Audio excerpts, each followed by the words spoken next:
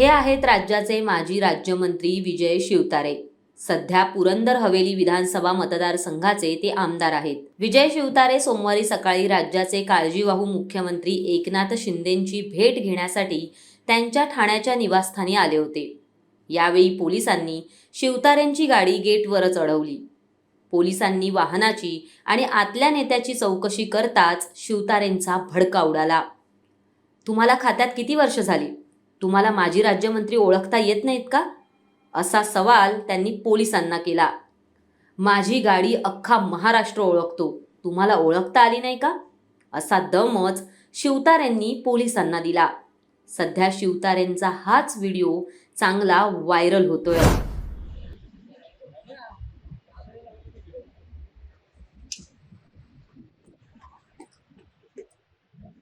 Sir भेटायला आला आज, काय विशेष?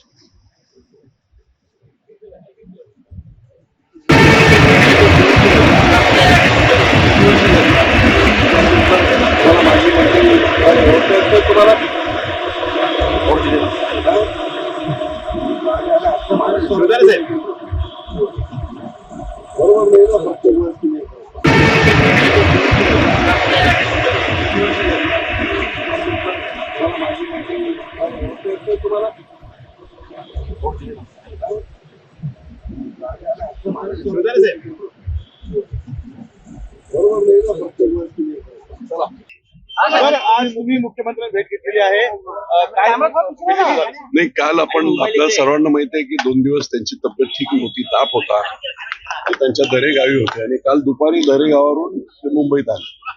मी औरंगाबादला होतो, त्यामुळे आज मुंबईत आल्याबरोबर तब्येतीची चौकशी करण्यासाठी मी भेटण्यासाठी आलो होतो।